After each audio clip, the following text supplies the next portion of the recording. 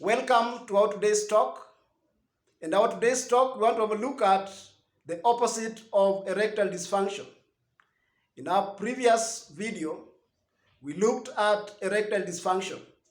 And therefore, today we want to look at the direct opposite of erectile dysfunction. It's important to note that too much of something is dangerous, and lack of it is equally dangerous too. Now, erectile dysfunction, we said, was lack of erection. And therefore, too much erection also becomes a medical illness and therefore equally dangerous.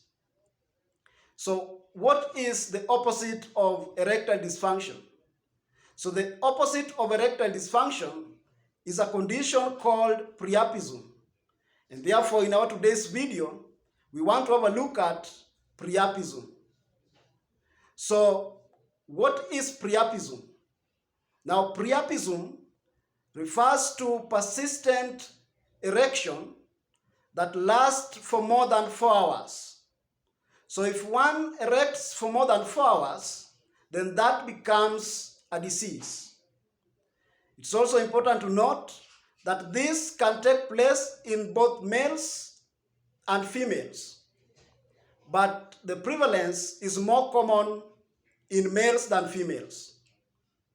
It's also important to note that priapism can take place or can occur at any age. Now, there are two major types of priapism. The first one is called the ischemic priapism. The second type is called the non-ischemic priapism. Now, the ischemic priapism is also referred to as the low-flow priapism. The non-ischemic priapism is also called the high-flow priapism. Now, what is the presentation of priapism? How can you know that what you are going through is priapism? Therefore, that brings us to what we call the clinical presentation or signs and symptoms of priapism. So, the first one, obviously, is the persistent erection that lasts for more than 4 hours. The second sign or symptom is rigid penile shaft. The third symptom or sign, if you like, is worsening of the penile pain. So those are the key cardinal signs and symptoms of priapism. Anytime you experience the above, kindly make sure that you receive immediate medical intervention. Now, what are some of the causes of priapism? And I will be able to classify the causes as follows. Number one, various medical conditions, particularly various medical or blood disorders. The first one is called sickle cell anemia. The second one is leukemia. Third one is thalassemia. All those are blood disorders, of course, plus other medical conditions. The second class is what we call the medications. So there are certain medications that can then cause priapism. So which ones are they? Number one, certain antidepressant drugs or certain psychotic medications. Number one, we have what we call fluoxetine.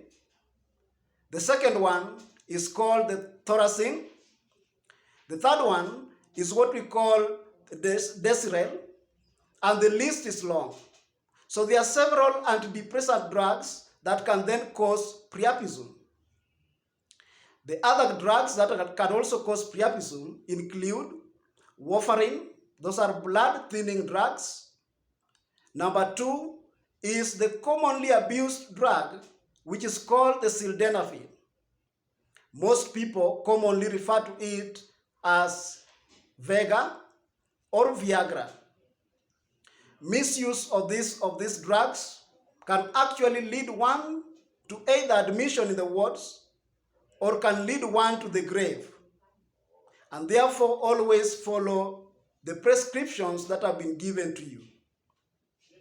The third class of the causes is what we call the trauma, particularly the trauma of the spinal cord and trauma of the genital area. The fourth class is the bite or insect bites, particularly the black widow spider bite. The next cause of priapism is carbon monoxide poisoning.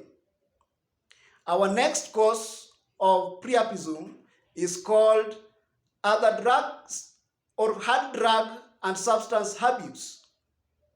And the list of this category of drugs include things like 1, marijuana, 2, cocaine, and many more, including various stimulants.